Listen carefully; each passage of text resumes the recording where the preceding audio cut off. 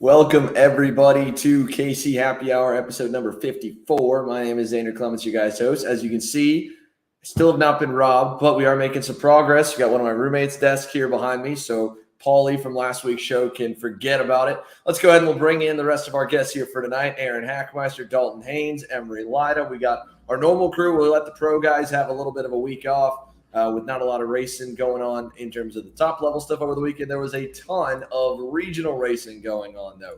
Of course, we had two events we were covering. We had the Route 66 Sprint Series and the Texas Sprint Racing Series down in Amarillo. Both of them got at least the triple digits. I think the route race ended just above 100. Texas Sprint Racing Series around the 140, 150 marker, which was pretty good for both, considering it was a first-time stop for route up to Autobahn at MCC. It was a multi-year stop up to Amarillo Kart Circuit for the Texas Sprint Racing Series, but that track doesn't host any club racing, any other touring series there. It's 4 to 5 hours out of nearly every other track or major city from Texas, if not more. One of our guys came from Houston. It was 9 hours for him, so it's a hike to get out there. It's a beautiful racetrack, modeled after the Istanbul F1 track. So for them to pull 140 is pretty good. I mean, they pull pretty good numbers most years there. We did have a little bit of issues with our internet on the live stream. Do want to apologize about that. That was mainly in the second heat races. We're just fighting. I don't know what was the deal with what we had out there, because I had a bunch of different backups. Got it sorted by, through the mains, but man, weird deal. Good stuff on the Route 66 Sprint Series side, though. Over at the Motorsports Country Club of Cincinnati, Sean Bailiff and his crew, they did an awesome job. Emery, you were down there. Dalton, you were working the cameras. Aaron, you were tuning. Emery, to you, first stop up there. Thoughts on the whole place, man? Yeah, I mean, it's a sensational facility. Like, I came there and I was immediately blown away with how nice like the just in general paddock was. Obviously, they've improved the parking a lot since the last year at Stars, which I heard about. And then just in general, the track was awesome to look at. I mean, you had a lot of really close finishes over the course of the weekend. You had just in general a lot of good racing. It seems like drivers seem to really love it, and that was something that I really took away from the weekend. Was almost everyone I talked to had positive things to say about the track and the new layout, and just in general the racing it provided. So definitely a positive first experience for being up there. It was nice to see what Sean's been able to do over the last couple of years, and definitely want to go back in the future. Dalton, you had a bird's eye view of the whole place, man. What'd you think? I loved it. I mean, the racing was great. The leaders could never really block the entire time because there were so many options for switchbacks. So the racing was great. No one really ever pulled away unless obviously second and third fought. I liked the facility a lot. It was a good track, and I think USPKS will have a really good time there. Yeah, of course, that was the breaking news. USPKS put out their dates at the end in between our 52 and 53 shows over the last couple of weeks. SCUSA's gotten their dates all sorted, so they've gone ahead and put out their schedule. Now, a little bit of a leak, of course, Paulie on last week's show, thinking that SCUSA's eyeballing that K1 circuit in Southern California for that Spring Nationals date in June. Had a few people even message me about it. I haven't heard anything. I haven't talked to them. They'll obviously let everybody know when they get that stuff in writing. And the same, we had some questions that I got texted asking about the SCUSA Winter Series locations. We've kind of brainstormed, and for us, it's a lot of fun just to kind of play God a little bit, play, matchmaker for a lot of the tracks and the contracts and everything each week to week where we go. It's kind of like silly season because we don't have a whole lot of silly season talk to go about when it comes to karting. A lot of the deals end up being long-term deals and they're kind of handshakes. So it's not like when someone goes and a pro guy goes and joins a new team like Formal, it's a long-term thing that we know, okay, Danny's going to be there on a 2-year contract with this term, with that term, like other pro sports. So the other fun that we get to have is talking about locations because those are actual contracts, actual big money deals of whether or not these series go here and there. As for SCUSA, saying that it's still to be announced on the locations in January and February, it doesn't necessarily mean that those 2 dates aren't just going to go right back to AMR Motorplex in Homestead, Miami. What it means is they probably haven't signed or looked ahead to the contracts. In our work with those guys, they're full bore right now, obviously doing everything they can to start work on SCUSA Supernats 25, which we covered a little bit. We'll have some more news about that in just a minute. I've got some work to do on our end now that we're back in the studio here or back home and off for 2 weeks until the Stars Championship Series comes in New Jersey. That we got to get ready to make sure that broadcast is going to be absolutely stellar on the level above everything else that we've done to that point. I don't know if there would be anything new when they go to January and February. It could be a good chance that maybe they try out the PK Race Park track if that thing's ready, if that paddock is open enough. Orlando Kart Center, I mean, it hasn't hosted a SCUSA event. It seemed like that was never going to happen with where everything was years past, especially because Andre with Orlando had been the Rock Cup manager for nearly 2 decades and worked with OTK in heavy amount before Garrett Potter came in not long after him, and he just focused on the racetrack. So it seemed like an Miami series wasn't ever going to go there. But Sunshine State Karting Challenge, just headed there this weekend. That's where I'm going to be working, helping on the social media side, on the event management side. We won't be doing a Kart Chaser broadcast there, just myself personally going, but that kind of opened the doors for Orlando. Obviously, USPKS went there last year, going there again this year, had a really good turnout, so that could be an option. I mean, there's just a lot of questions, but it doesn't necessarily mean that it couldn't end up being double Homestead again because they pull 220 to 240 entries every time they do it. Miami's an awesome market. That club's grown every single year. It's even bigger this year. But that's what we know on the Pro Tour news for 2023. The big news also that came out over the weekend that Dalton, I'm sure you're happy about, is the payout for the Supernats 25. They're not only going to just the X30 Senior and Pro Shifter, they're giving some money to KA Senior. Going to get $2,000 to win that one. $15,000 to win Supernats 25 out of a $25,000 per class purse. You total that cash up, boys. That is over $55,000 these guys are giving away. It is a massive, massive purse, massive pool. And that's just on the entry or in terms of cash. They also are giving away the watches, the expensive multi-$1,000 watches for the pole award winners and X30 Senior Pro Shifter. Dalton, you got a big ass grin on your face here. I know you'd like that $15,000. Hey, I mean, they saw the podcast a couple weeks ago. My prayers were answered. All right, they're putting out money for Supernats. I'm excited. I will be doing Supernats in X30, so I'm very excited for that. So yeah, $15,000. Yeah, I can't cuss. I'm excited. It is a big deal. It's a big deal. Now, again, Supernats has given out money before. This isn't necessarily a new thing for these guys to be throwing cash at them. It's always $10,000 to win the headline division, KZ or Pro Shifter in this case this year. In certain years, it's been kind of 3 to 10 for X30 Senior. Was at one point it would be $10,000 when it was part of the Pro Tour if you won the Pro Tour Championship and the X30 Senior main event at Supernats when it was that finale. Louis Pagano was a big winner of that, I think, in 2015. So there's been always money for the payout for Supernats. But hey, now we're racing for $15,000, which is big. We talk about events that we want the field to pay a whole lot deeper. Supernats is not one of those events. This is the most expensive event on the year. So at least make it where the winner's going to profit. But Xander, I think you're glossing over the good. fact that they're also putting in $5,000 if Ryan or Marin win their respective classes, which I think means that Ryan and Marin are guaranteed not winning X30 Senior and KZ respectively. I think Ryan and Marin are getting put in a barrier lap one of the final to make sure they don't get that extra $5,000.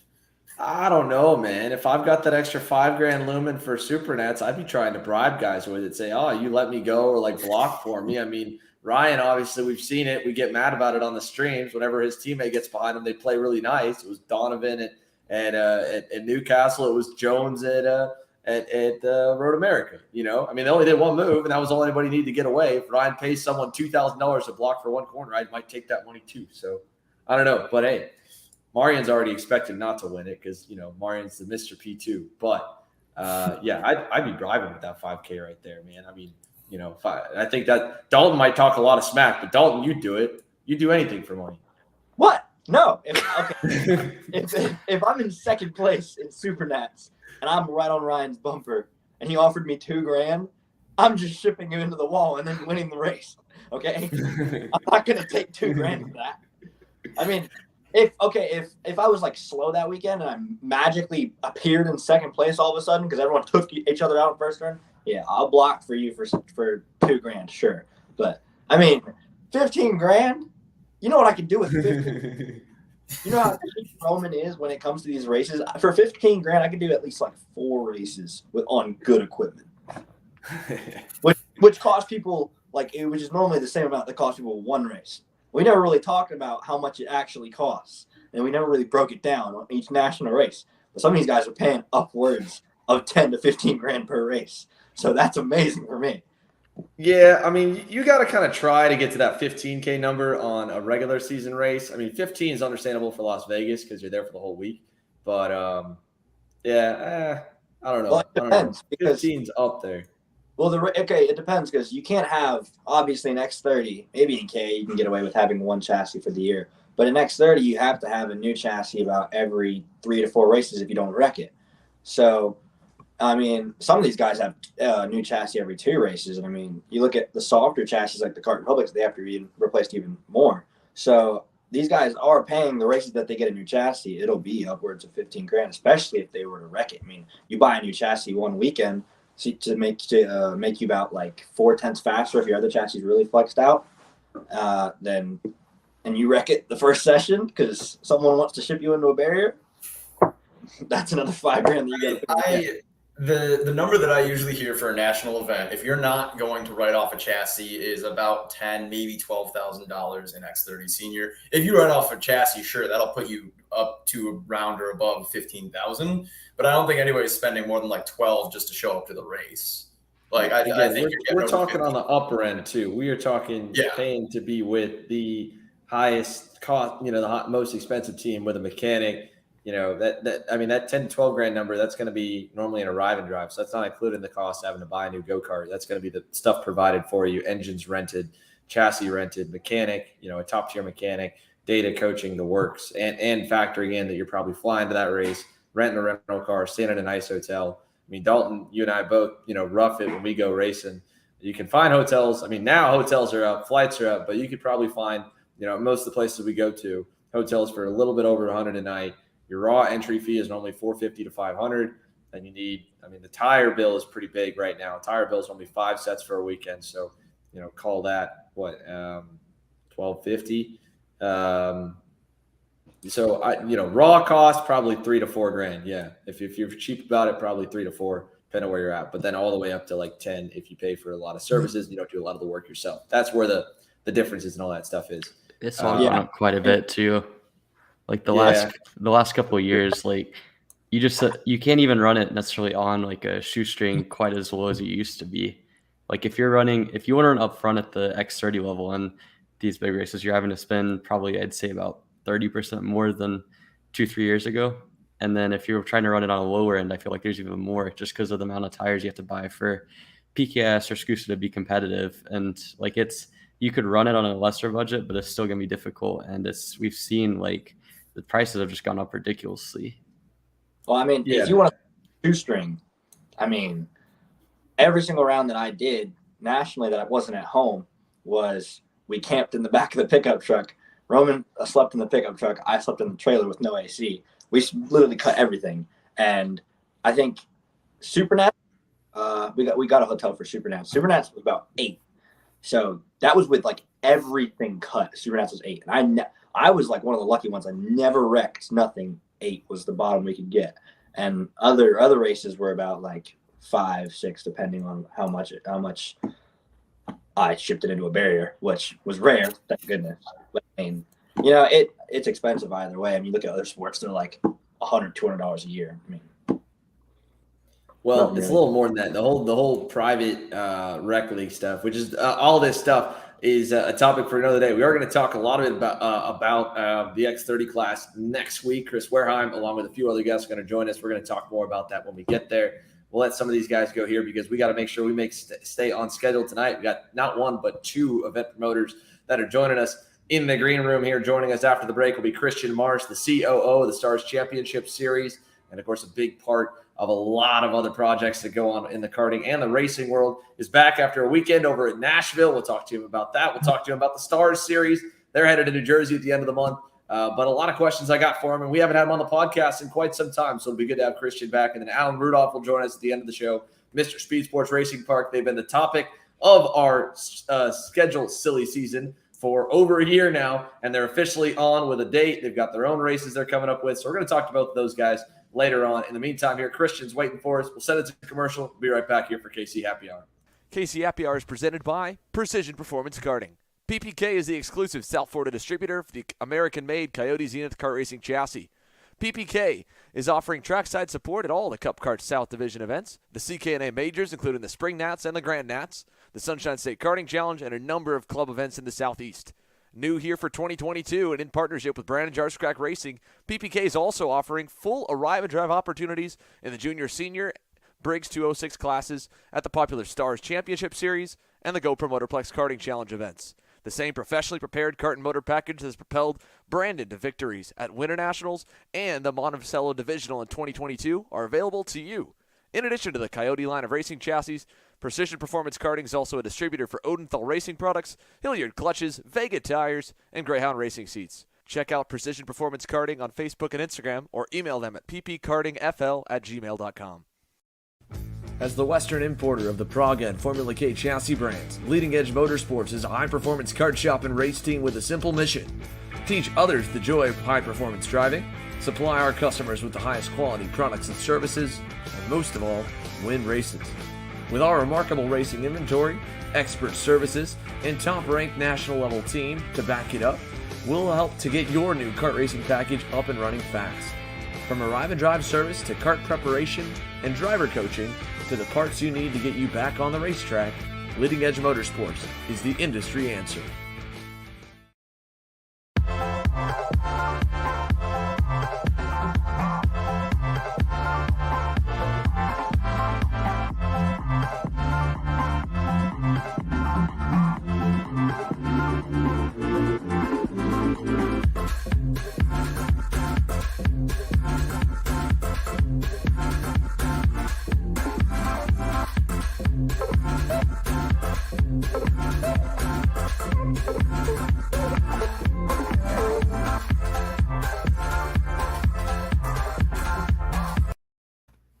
Welcome back here to KC Happy Hour. Let's go ahead and invite him on into the booth. Mr. C Money, Christian Marsh, appreciate you joining us here tonight. You got a busy night ahead, but we appreciate the time, my man.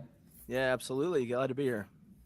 So, Christian, to kind of kick this thing off, I wanted to first, we talked to obviously Joe, the other half of the top of the pyramid in pulling the Stars Championship Series off at the beginning of this year. And he was like, man, we're doing some cool stuff. Christian was integral with like a few different ideas, obviously branding each race as its own event, working on the marketing hard yourself, especially obviously the series has some of the most active social medias out of anybody in karting. And this year it showed. We've been massive turnouts for the series for the first 2 races. We've got to have all that footage that we've streamed obviously here with Kart Chaser's side, but going from 2020 with the rebrand, officially kind of relaunching the program as Stars into 21. I mean, it's not like you did, I wouldn't say you did less work, but 2021's growth from 2020 is dwarfed, I would say, by the growth that we've seen in 22 back to 21. Did you expect that to be such a massive growth this year over the winter compared to where it was from 20 to 21? I mean, we kind of had an idea that it was going to continue to grow, just based on communicating with people in the industry and kind of the trajectory that we had. But man, it's been a pleasant surprise to see the support this year. Really, the Stars families come out in full force. Like you said, we've averaged just over 200 entries at the first 2 rounds so far this year. Primarily, obviously, going to the facilities like Newcastle and GoPro helps that. But it seemed, going to GoPro, we kind of anticipate picking up the locals. And I think there were only about 25 competitors that ran with us at GoPro that didn't run at Newcastle as well. So really, man, just the support from the community has been great. And I think people are starting to catch on, man. It's just about having fun and trying to make badass go-kart races happen. So I think as long as we stick with that and that whole family vibe, it'll continue to head the way it's heading.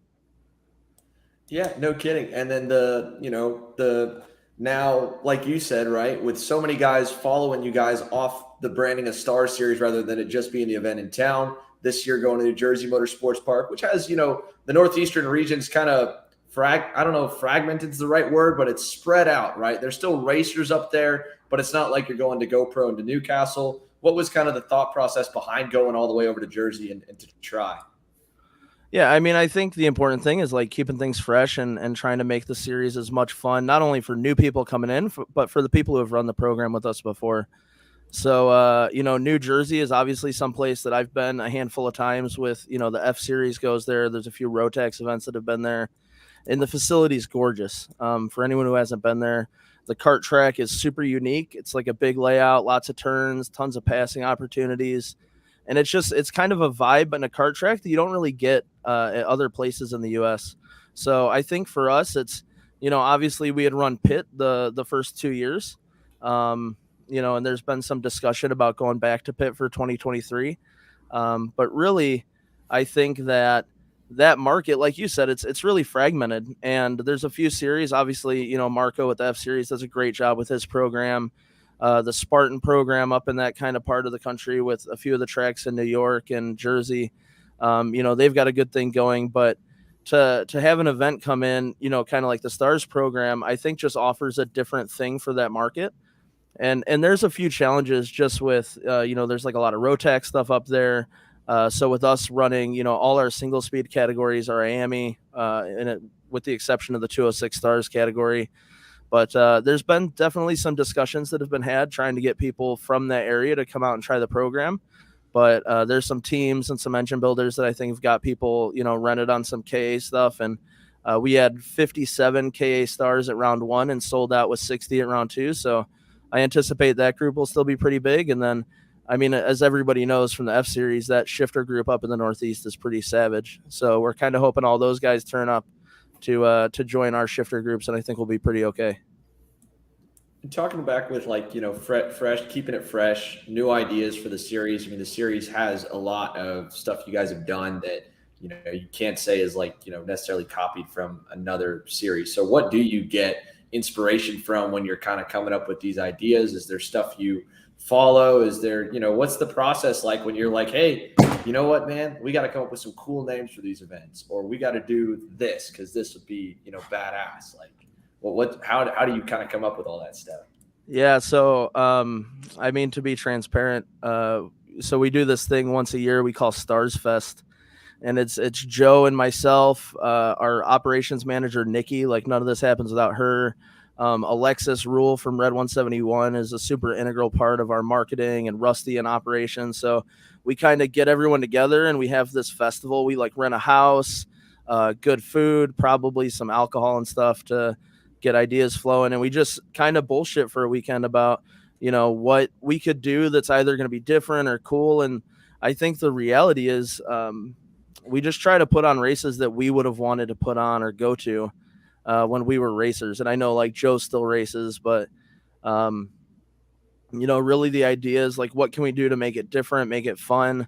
I think the naming each event uniquely this year was actually Alexis's idea.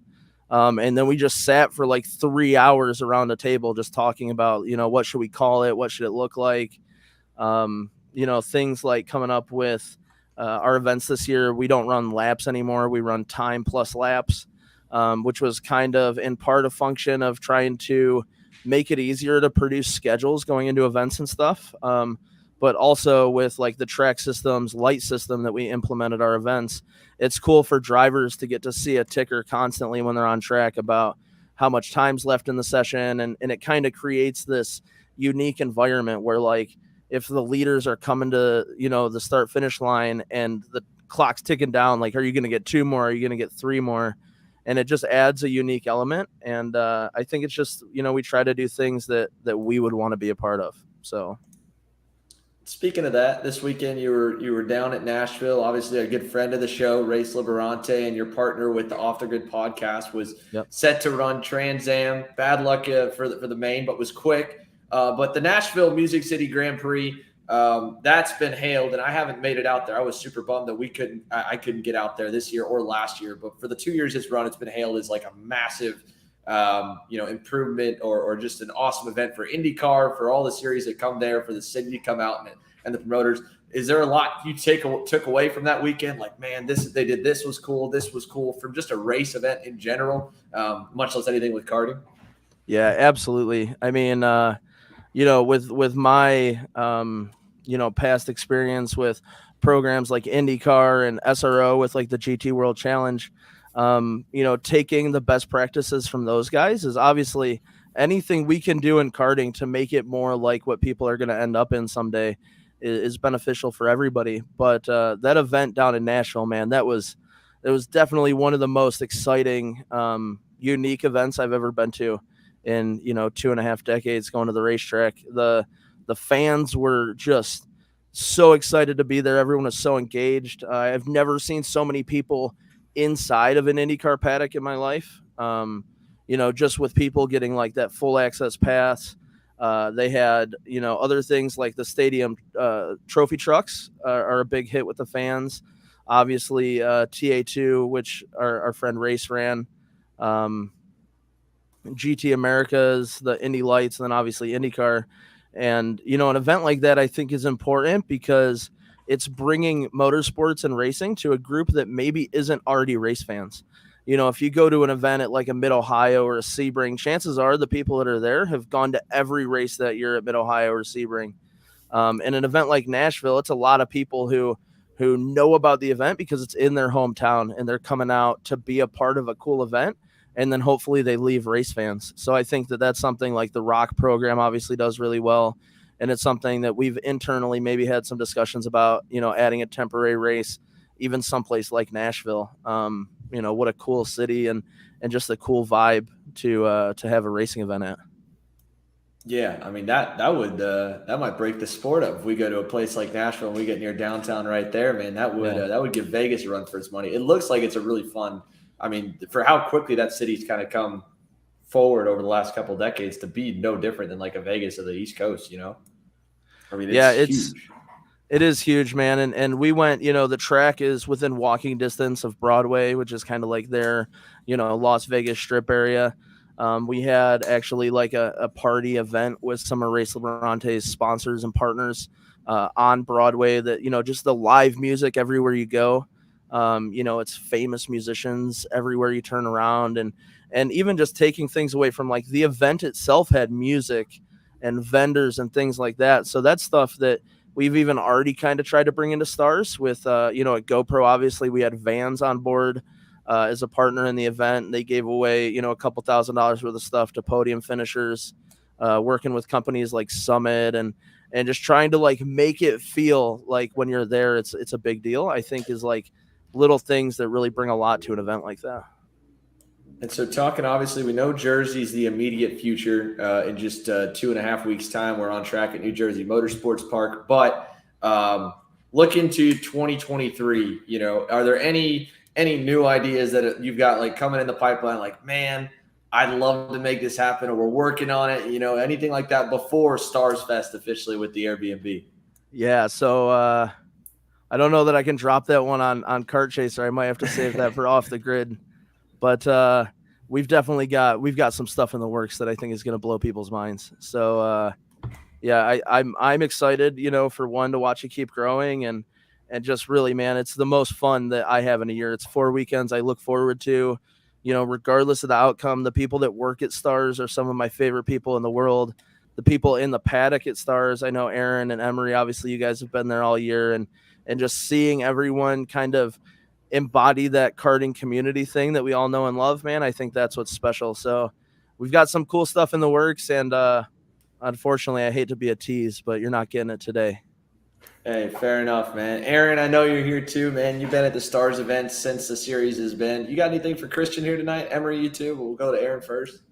I'm actually kind of drawing a blank on most stuff to ask. I mean, Christian and I usually end up talking at some point over the weekend, stuff like that. I mean, realistically, I think the biggest question on my mind is just who do you think's been surprising you the most in your series? Who's been kind of a standout of the season in, say, KA Senior and the KZ Stars class? Yeah, that's a good one because I think obviously with some of your typical national events, you get the people who are just return. You get the Norbergs and Kremers, guys like that. But I think Stars kind of gives an opportunity for some other people to maybe get in that spotlight and show what they've got. Both of the Bailiff brothers have definitely impressed me this year, seeing where they've come in the last 2 or 3 seasons. Keegan Bosch in the KA category, he's been up front. There's guys like Chase Jones that you obviously expect to be there every weekend. And then really for me, the pro shifter class, even, Saraceno, obviously someone who runs up front at Pro Tour and things like that. We expect him to be up front, but we've had Talon Yackel up at the front, Annie Rule, who, personally is like obviously internally at Stars, she's our favorite. We kind of try not to let people know that, but we're always cheering on Annie. And really, yeah, that shifter class seems to have some people that are maybe moving from single speed stuff to try gearbox racing. And a few of them have been picking up quick. Ian Quinn is another one. He's had some good raw pace coming into this year. So it's really cool. And junior drivers too. I mean, our junior and mini programs have definitely picked up going into this year. That's probably where there was growth that we didn't expect it. And the mini and micro racing has been just amazing. As someone who is a fan of the sport and a fan of racecraft and studying things like that, I think that the mini and micro categories show more composure and maturity on track than most of the senior drivers do. So that's been super cool to watch this year. Yeah, that was the cadet classes have really impressed me a lot. I'd go back. I can usually go back and watch the videos just to check and make sure, like if I'm tuning for Austin Old, see how he does. I'll just watch the races, just check in on stuff.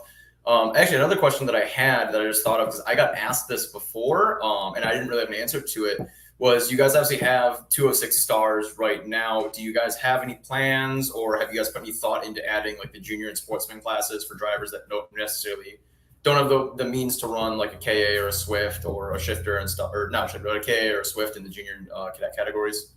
Yeah, I mean, that's a hard one. Obviously, with our other company, the NKA, we sanction most of the karting in the U.S., over 300 tracks and series.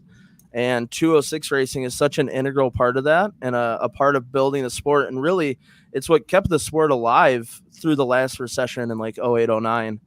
And, man, it's hard to get those kinds of racers that are running 206 currently to come out to an event like Stars. Obviously, we get decent fields. The competition's always great. But that market's really being served super well by programs like Cup Karts or some of these regional programs like the ICP or the, Pad Holder Super Cup in the Northeast, the Spartan Group, even, Eric Jones's program down in Florida. That it's kind of a hard debate for, every class we add takes up an hour block in the day. So when you talk, you come to a Stars event, parity is really important to our program. So, things like, the tires stay in our possession until they're ready to go on for qualifying. The tires are then scanned to make sure we're not having any issues with doping and things like that. There's obviously costs associated with running an event like Stars, just based on, the types of facilities we're going to, bringing in more than 30 event workers from around the country, things like that. So I think that, for right now, we're happy to see the 206 Pro category going strong. And I don't really know what it has for the future, but I definitely hope that we see more of those guys come out and support the program. And it sounds like we'll get a pretty good group of them up in Jersey. So I think right now it's kind of just taking it event by event and seeing where it goes. Sweet. Yeah. Emery, what you got? Yeah, I was just going to ask Christian, first off, I mean, you guys have had an outstanding first couple races. I mean, I have to say, racing up at GoPro is one of the best experiences, getting to do it at night, something that I've been waiting to do for a few years now. But getting into the serious stuff, you have 4 races on the schedule this year, and obviously you guys have had good growth. And as you look into 2023, I mean, you mentioned eventually down the line have possibly the opportunity to run like a street race or something like that. But one of the scheduling things I was thinking about is if you look at like what Scoose is doing with the Pro Tour, having 3 races and with a Supernat style race, I was just wondering if there's a possibility where, obviously with how you've made each individual race sort of its individual entity, if maybe down the line you're considering maybe running like a 3-race schedule, for example, and then having a 1-off 4th race that's kind of billed as sort of the headliner for Stars, or if you guys kind of enjoy keeping this as like every individual race has kind of equal weight and sort of having it as part of a 4-race series. Yeah, I mean, I think Joe and I, obviously we talk a lot, and this is all we do for a living is work, in the karting industry and putting on these events. And I think something that we kind of keep really consistent internally is that we kind of let things do what they do. So we try not to force the issue on things. We try not to necessarily even steer the ship. We're just mindful and observant as to where the ship kind of goes on its own and try to push it that direction. So obviously, like you mentioned, that night race at GoPro, that's going to be a staple event for Stars. We'll do that event with Eric and his team, for the foreseeable future. We've definitely internally had some discussions about maybe changing the format to make that event more of like a one-off sort of thing. But I think for right now, at least going into the 2023 season, the old mantra, if it's not broken, don't fix it. And, I think with the growth that we've seen, being consistent is important. The most important thing I think to our program is keeping that atmosphere and that like transparent communication that we have with the Stars, Discord app and things like that. And, too much change can shock the system. So we've got some other changes coming for next year that I think are going to go over pretty well, but I don't, at least at this point, I don't see us like breaking off from what we're doing. What we're doing seems to be going okay. I see that Race Liberante just popped in with a, hey, Christian, I just want to say hi, Race. Hit the brakes sooner next time. But that'll be a discussion we'll have off the grid. So you guys will have to pop over to that one. Brutal. Well, yeah, man. Let's go ahead. As we get towards the end of the segment here, Christian, give you some love. Obviously, got Off the Grid episode 1. The return is already out on YouTube. It's going to go up on Facebook tomorrow. It's out on all podcast audio platforms. So those of you that have not seen it, Christian, 30-second elevator pitch on Off the Grid. Obviously, races on it too. What do you got for the crowd listening on of why they should listen to you two guys BS about go-karts for an hour? Yeah, I mean, the fun thing is we can kind of talk about whatever we want. We put a fun little disclaimer at the beginning of the podcast that says this program's not for children, and anything that we say in the program is simply the opinion expressed by the person and not any organization we're related to. So, I think it's important to be able to have a place to talk about things and be transparent. And I think Off the Grid's that show. So if you guys haven't listened to the old episodes that Race and I did during the pandemic, I checked those out too. But it's pretty frosty, and I think we'll have some good guests. So I'm literally about to pop off the show and go record an episode with David Serra from Australia, which is pretty exciting. So I just talking to people that, have some cool short stories to share and things like that. And, the first episode, we talked about me getting canceled. We talked about a bunch of other things. We've talked about some people getting maybe deported from the country, trying to race in other countries illegally before. And it's juicy. So if you're into juicy stuff and you don't mind some language from time to time, I guess Off the Grid's the show for you. Sweet. Well, there's our Off the Grid pitch. You want to do a quick pitch here for Stars then? Be a little more PC before we let you go? Yeah, I think, obviously, like I said, with the Stars program, man, it's all about family. With Joe's background in event promotion and putting on these races, I'd say that, it's a smooth event. It's, we put a lot of emphasis on people, and our team is just top notch. So anyone who wants to come out and try the Stars program, obviously, we hope to see you there. We hope to have you be part of the Stars family, and I'm pretty excited going into 2023 that it's going to be a good program. So, well, Christian, we appreciate you coming on the show, man. We will let you go, let you get to recording, and make sure race stays in line. So we'll see you, man. Have a good night. Cool. Thank you guys so much. Thank you. All right, boys, that wraps up this segment here. For everyone watching along at home, we're still got one promoter down. That was the COO of the Stars Championship Series Off the Grid podcast, the Kart Chaser podcast, co-host Christian Marsh on the show. He's going to be gone, going to record that episode with David Serra, which is some breaking news, the winningest Australian go-karter in history.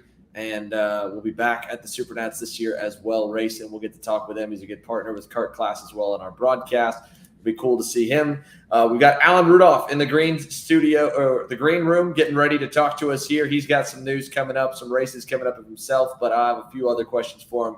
We'll get to after the break. At New Gen Motorsport, we're committed to using our 10-plus years of experience and knowledge to help grow the sport of karting from the bottom up. Our goal is to make karting more accessible to the average person, lessening the financial burden of getting started, and making the learning curve as small as possible. Our passion is training and developing drivers, mechanics, and engineers to not only be the best they can be in karting, but also for careers in the much larger world of professional motorsports. A strong foundation makes building bigger easier. Let us be that foundation for your karting and motorsports career. Be part of the new generation of motorsport. Contact us today to schedule your test day, arrive and drive race event, or to inquire about how we can help get you started in your own new gen racing kart. Kart Store USA is a kart parts supplier that racers and retailers can count on when they need reliable advice and service. We focus on servicing all racers with honesty and pride while maintaining customer satisfaction. We carry a full stock of Kart Republic and Tony Kart chassis, as well as IAMI and Vortex Rock engines. We've also got a host of other parts available and in stock, such as products from Rev Performance Materials, Jecco Racing Seats, and more. We have a 100% satisfaction guarantee, and on top of that, if your order exceeds $200, shipping is on us. Check out all we have to offer today by visiting us online at kartstore-usa.com. Looking to join one of the fastest growing kart clubs in the United States? Check out the Mississippi Karters Association. Located at the legendary Spring Ridge Raceway in Jackson, Mississippi, the MKA and Drive Your Line Kart Shop have already kicked off their 2022 year with a massive increase in drivers and some awesome racing. Even if you don't have a kart yet, you can get involved by checking out the Drive Your Line Kart Shop, which is an official dealer of Comp Kart, Tillotson, and Margate chassis, as well as Briggs & Stratton, Tillotson, Yamaha, and IAMI engines. If you're a new, returning, or current racer, the MKA and Drive Your Line Kart Shop can help you get in the seat and on the track in the central Mississippi region. Check them out online on Facebook or at misskarting.com and driveyourline.com. From 4-stroke to 100cc to 125cc and beyond, TechnoKart USA has a winning option for you. Based out of Des Plaines, Illinois, TechnoKart USA offers both chassis designed to win in all divisions of North American karting and a top-level race support program at the U.S. Pro Kart Series, Route 66 Sprint Series, select Cup Karts North America races, and both the Rock Vegas and SCUSA Supernationals. Podiums, wins, and championships are waiting for you whenever you're ready to get on a TechnoKart. For more information, follow us on Facebook at facebook.com/TechnoKartUSA. All right, everybody, welcome back here to KC Happy Hour. We are going to bring on in Mr. Alan Rudolph, owner of the Speedsportz Racing Park, Alan Rudolph Racing Academy, and the AR Racing Academy race team. Alan, we appreciate you joining us, and man, you are really one-upping us on setups for background with all those trophies. Sorry. My studio. Yeah, it looks good, man. So, look, we talked about it, but I know we got a lot to get to. You got a big race coming up with the Lone Star Grand Prix with some really cool stuff that we want to talk to you about. But we've had a lot of fun having speed sports be a topic, like we said at the beginning of this show, kind of up for our silly season of where big series go. And you've been working hard to get USPKS to come for the last 2 years. You finally got them coming in 23. Why is it so important for you to get a big national date to come to your racetrack? be honest, it's all about exposure and I mean, I built this wonderful facility, and Xander, I got to thank you because you've been the guy kind of pushing it and talking about how great it is. And man, I cannot even get in the past. I couldn't even get like Mark Coates or Tom Kuchar to come here and check it out because they were worried about the paddock space being too small or whatever. The reality is, it's the biggest paved parking lot paddock that there is out there, and but so it's kind of like a rah-rah moment that we finally get USPKS here, a big national series, and we'll show them that we can do it. So I'm kind of excited about that. I'm really excited about it. Kind of nervous, to be honest. TSRS, they have about 200 plus entries. That's a pretty big crowd for us. And obviously USPKS is going to be bigger than that. So we just got to plan accordingly and we'll be just fine. Yeah. And so, with last year not coming around, this year coming around, is there a whole, was it quick? Was it a lot of back and forth calls? Did the guys end up coming out? I mean, what was kind of the process to finally getting that official date and onto the schedule? Well, to be honest, it was Mark Coates and I go back before you guys were even born. Mark Coates and I know each other, right? So Mark and I go back a long way, and it was just lots of conversations back and forth, and he had some concerns, and at the end of the day, it literally came down to him going, "You promised me that we can make this happen." I go, "No problem, we can make it happen." And so we shook hands on it, and away we went. So he's putting some faith in me that my facility will accommodate. And what a lot of people don't understand is the paddock space. What gets taken up a lot at these races, everybody's big RVs and extra, tow vehicles and all that. Well, right next door to our facility is an RV park. So all the RVs, they will be next door at the RV park, and you'll just walk back and forth from the RV park. So you don't need to have RVs in the paddock. So we got plenty of space. Sweet. So let's switch gears then. We can talk about the event a little bit coming up. It's got some purse money on it. Again, another point of pride, I'm sure, to get everyone to come to the facility, but for you to put on your own event. The facility's been around a few years. This event only started 1 year ago. How did that whole process go? Being, I'm going to put on my own big show, and we're going to try and work on that deal because you got it coming up here a month away, and we're giving away some big cash. Yeah, the Lone Star Grand Prix. Everyone's racing for, well, not only money, but look at this. Okay. We're in Okay. Texas, boys. All right. Right? So if Coda and Texas World Speedway can give the winners race cowboy hats, well, I guess we're going to give some cowboy hats away too. But no, it's exciting. We do our annual reindeer run each year, and that's pretty fun. But it's all LO 206s, and so I want to put on something that is a little different and unique. And I can take my cowboy hat off now. Yeah. I'm not much of a hat guy, but so it's going to be this format of this race. We can talk about that a little bit, but I kind of got inspired by Supercross a little bit. Supercross does a few of their races. They call it a Triple Crown. And so it's like one event, but it's three main events. Instead of having one final and there's, the winner is just the final, we're going to do three main events basically. And the cool part about that is it's going to be on two different track layouts. So I can do different track layouts, and you'll accumulate points as you go through, and there'll be a winner based on how you finish in each of those three main events. Sweet. And the event, looking at it, we're set to run Thursday, Friday, and Saturday, correct? So we're night racing? Yep. Yeah, so it's a night race, September 1st, 2nd, 3rd. Practice. So the format really is going to be on the practice night. We'll set up and you've been there, the kind of the layout of the facility, but most people don't who haven't been there. We'll start off on a different course, a shortened course. We'll just call it a short course, running clockwise. We'll run a few practice sessions there, and then we're going to switch it over to the regular full course as you know it, and we'll run some practice sessions there, and that will be the kind of the practice day.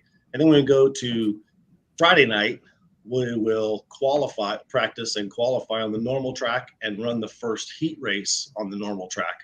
And then that'll be it for Friday night. And then we're going to switch it back around. So on Saturday night, we'll start off on the short course again.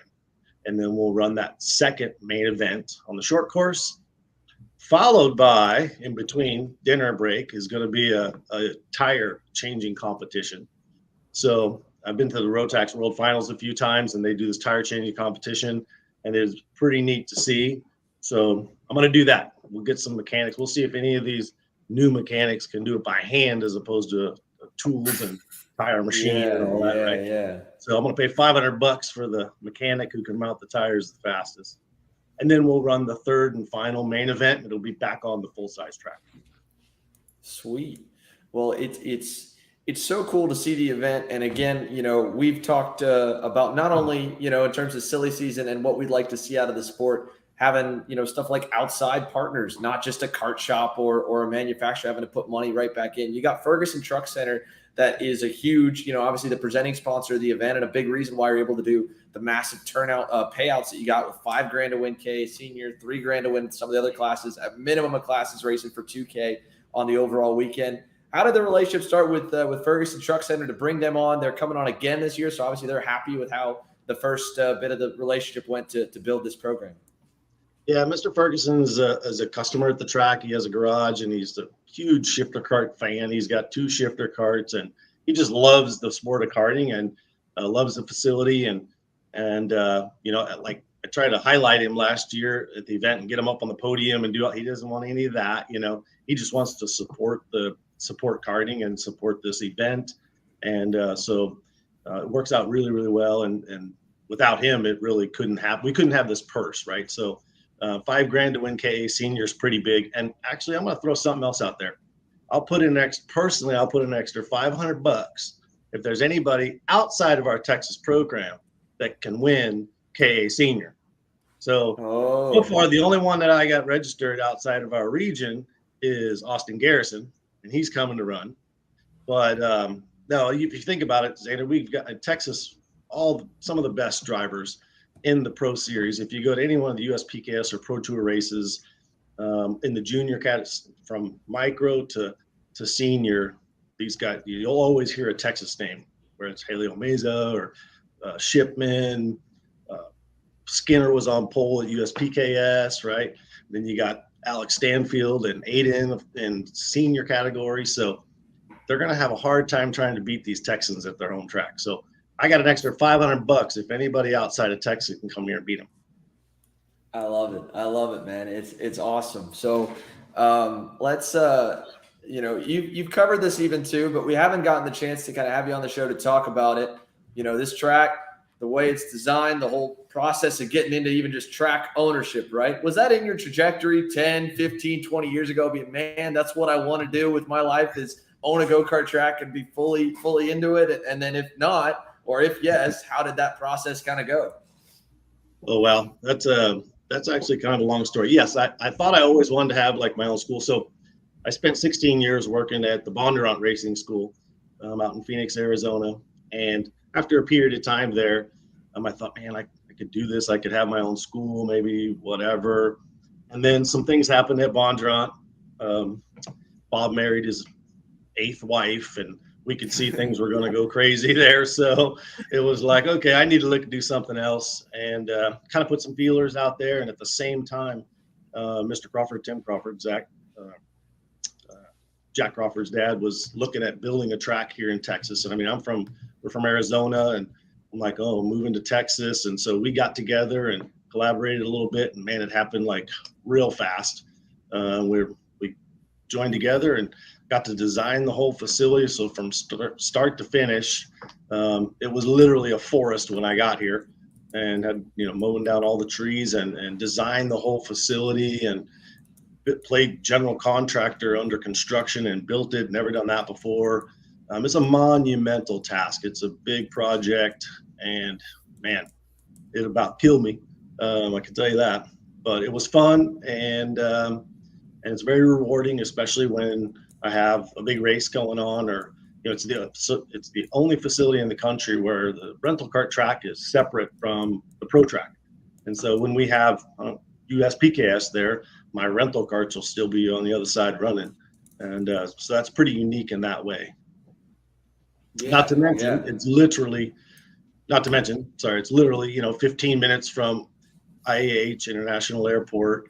There's a hotel right across the street. So that's part of the parking.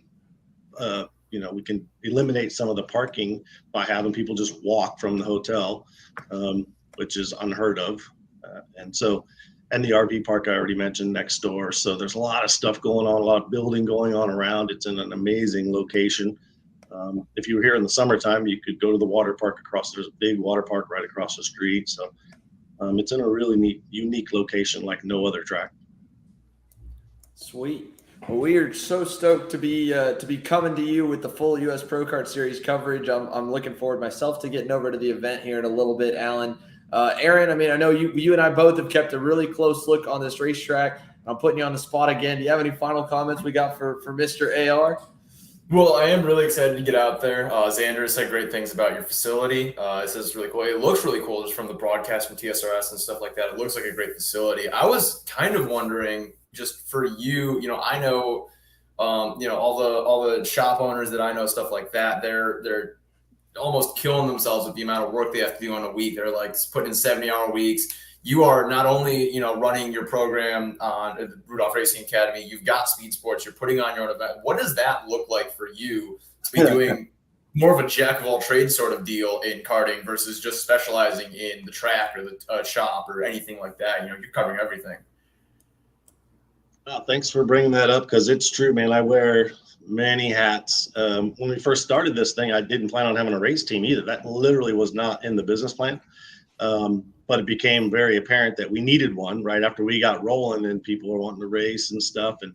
And so, yeah, not only running the day-to-day business, then I do the race team stuff, and I'm coaching. I got classes every day this week, and finding a good quality instructor is almost impossible. And if you know of anyone, hit me up.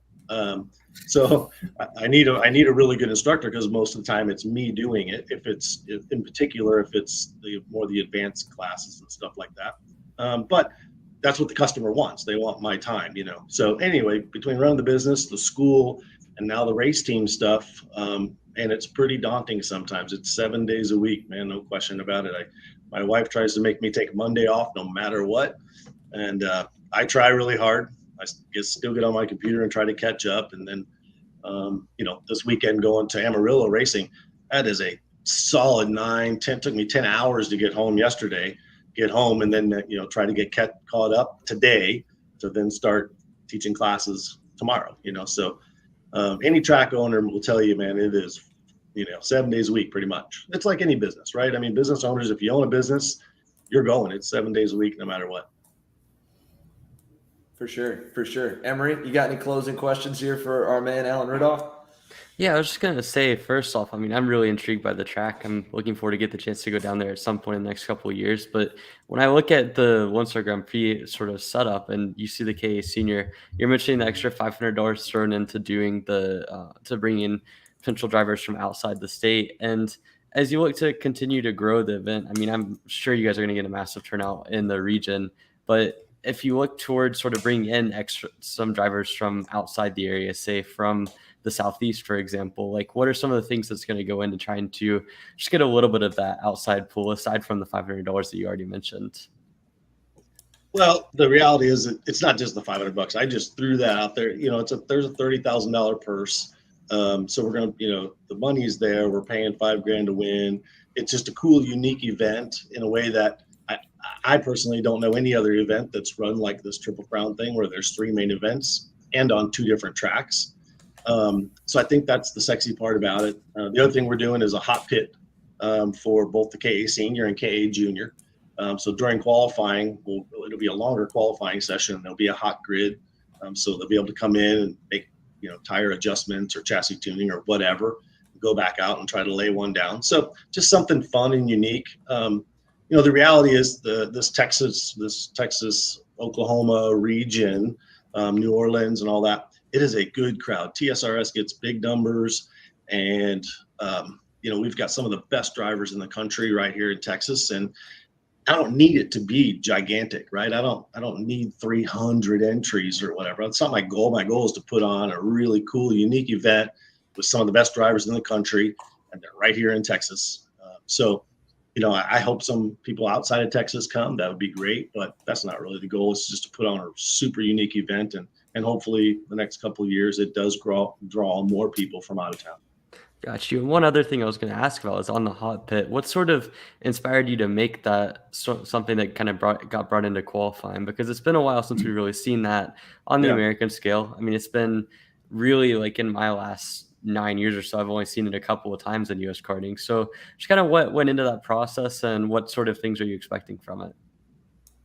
We used to do it all the time when we were running, whether it was the old original Stars or SCUSA Pro Tour back in the day in the Pro Tour series. We've been running this. I personally have been running SCUSA my whole life and started when SCUSA started. But at the Pro Tour level, we always had a hot grid for the it was Pro S1 whatever. Now it would be KZ. For the pro category, there was always a hot pit during that time. We'd come in and quickly do tire adjustment changes, set air pressure and take a bar in and out, whatever, wheel width, do something, and it was exciting for the announcer. The announcer would pump it up, Rob Howden would always pump it up and get excited about it. And it just adds another element of excitement. So just bringing it back. Let's do it. Cool. Well, Alan, we'll let you go, man. We'll wrap up our show here in just a few minutes, but thank you so much for having some time. Of course, the Lone Star Grand Prix, September 1st, 2nd, and 3rd, Triple Crown mains, a big purse. And Get a cowboy hat. Cowboy hats to be given away, man. Thanks so much for coming on the show. We appreciate you. All right, Zan. Thank you, guys. All right. A nice Texas goodbye there for Mr. Alan Rudolph. Super cool stuff. Like you said, the hot pit it did used to be around a good bit, good point here from Josh Verloes on Facebook. Challenge of the Americas has done a hot pit. They now normally, I think, still do it during happy hour, not during qualifying. Normally happy hour, their final practice session did it. We talked about Supernats, different stuff for the format last year. They tried to do it, but it only really works, at least at the big races, typically for when it comes to qualifying, when you got like a bunch of sets of tires to use. So, like Supernats, everybody just sat on the grid and didn't really take advantage of it. But practice is super cool to have a hot grid because you're not needing to put on a new set midway through, but you can make those adjustments. And then in this case here, this event's got a whole lot of stuff. I mean, you're night racing Thursday, Friday, Saturday. It's not a whole week deal.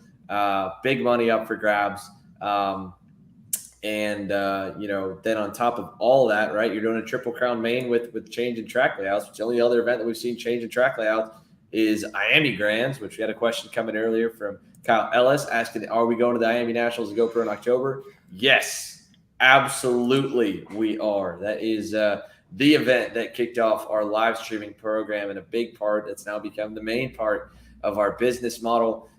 We are going to be there full force all week. The mechanic race is back. Case shootout will be there. The X30 shootout, which ends up being like North America's all-star race, gonna be there. Big money up. Hunt Brothers Pizza's back again, I think, for another year with Kevin Harvick's management group bringing them in. So such a cool event.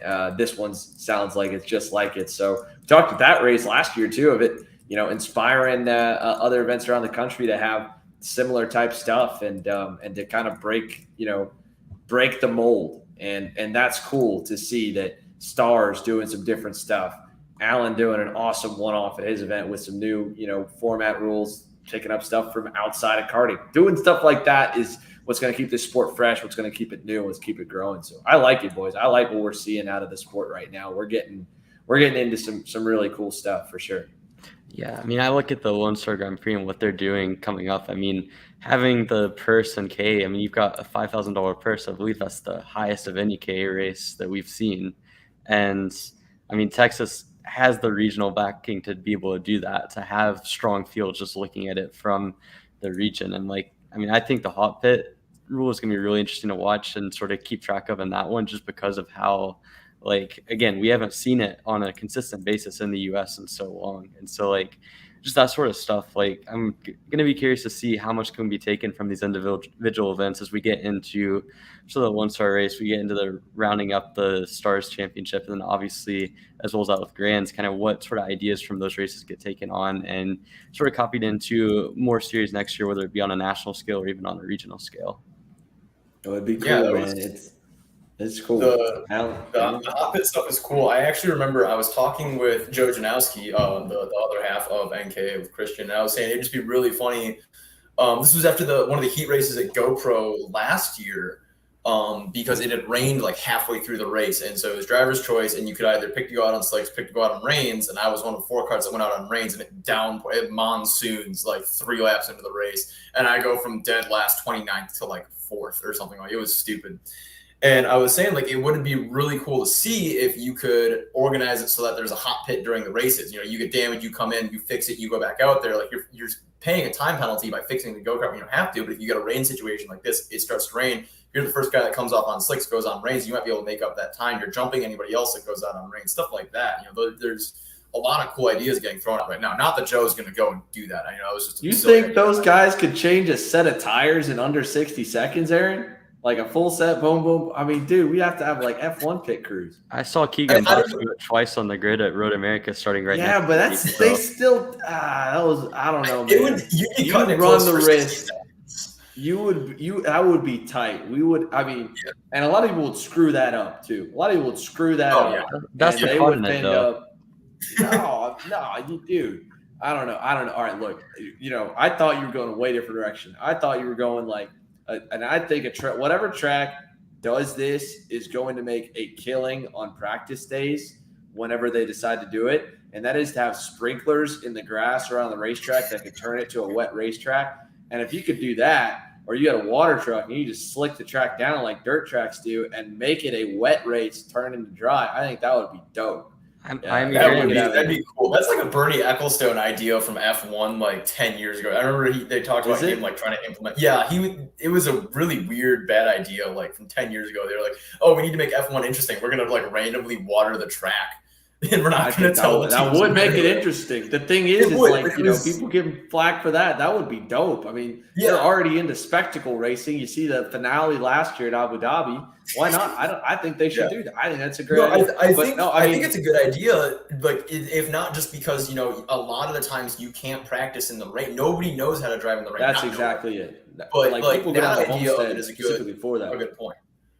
Yeah. Yeah, no, specifically for that, like a lot of that stuff. So yeah, the rain practice would be really big shootout. Shootout. Started off with the first heat wet. That would be cool. If we could get those guys to make it wet for the first heat, and then let it dry through the whole session, or do it for the second heat. Make the first heat dry, make the second heat a wet heat, and then the final conditions. Like that track dries so quickly.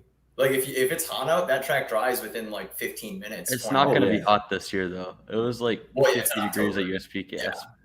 You're just going to turn it into an ice rink. You're just going to have ice racing, which is a different cool idea. I think you stud some rain tires, go ice racing. Like let's send it. Yeah, the ice racing stuff, man. Shout out to our dude James McMahon with Carpools. They do that up there. Question here from Max DeMoss. Am I racing the Classico GP this weekend? I was set as well. I had a double booking this weekend. I screwed up. A huge shout out to Mike Smith and Derek Escobar at Cal Speed Kart. And I was hoping to go on their Fullcaster podcast and then go and run the rental karts for the Cal Speed Super Series this weekend. Completely botched it and can't make it. So, because I have the commitment to the Sunshine State Karting Challenge in Orlando, so I'm not getting to go run at Cal Speed. I was so stoked to do it. I'm going to try and get out there regardless to that area because I want to do the Fullcaster podcast with those guys and chop it up with them. But I will not be going to SoCal this week, which I'm bummed about, man, because that place looks cool and the rental kart racing looks cool. I even saw a video over the weekend. There's a rental kart world championship race that went down, I think, like a week or two ago over in Italy, and like every onboard is them like 2 and 3 wide, and they're just like hitting each other out of the way, like podding each other, and it's just like one big pack that just like goes around the racetrack like this, you know. I'm going the wrong way, like this, just the whole way. I think that would be so much fun to do, like, because I mean, if you don't care whether or not you get punted out and finish like 6th or like 16th, but like, you know, to literally not even focus on apexing at all and just focus on like where do you pass or like go in the yes, thank you, Reverb, the Kart World Championship in Portugal. My mistake, in Portugal. It doesn't look like the racing is good racing. It looks like it could be fun if you look at it like that. If you look at it as like, I don't want any contact or like don't want dirty racing and I want to run for like a clean race and a win, I think it'd be not the race for you. But if you're going in there and you're like, all right, like we're going to kill each other and I'm going to end up somewhere in the middle of the swarm, I think it'd be the most fun thing in the world. That's all we do when we do rental car sessions. But Yeah, the Kart World Championship in Portugal. So don't think I've heard Speed, about their race looks similar.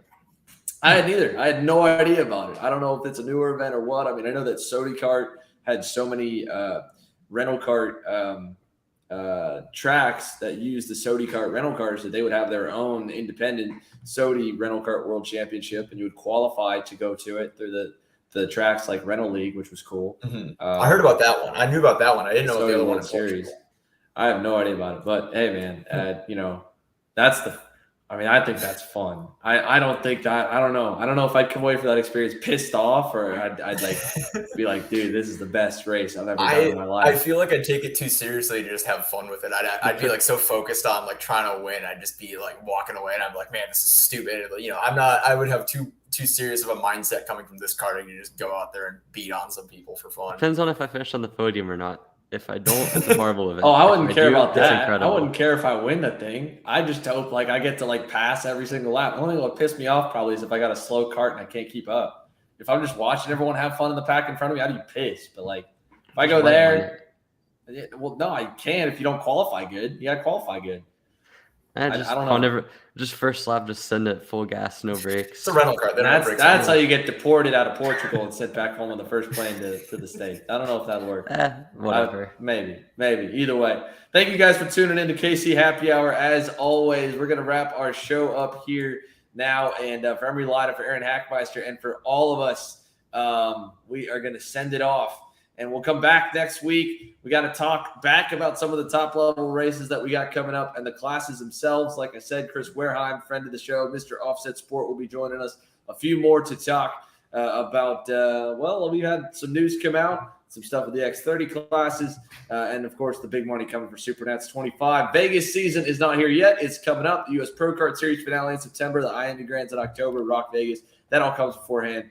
But, hey, got a lot coming up these next 2 weeks. We're going to have some more different kind of guests and a little bit different format to switch it up. So thanks for watching, guys. We'll see you guys down the road.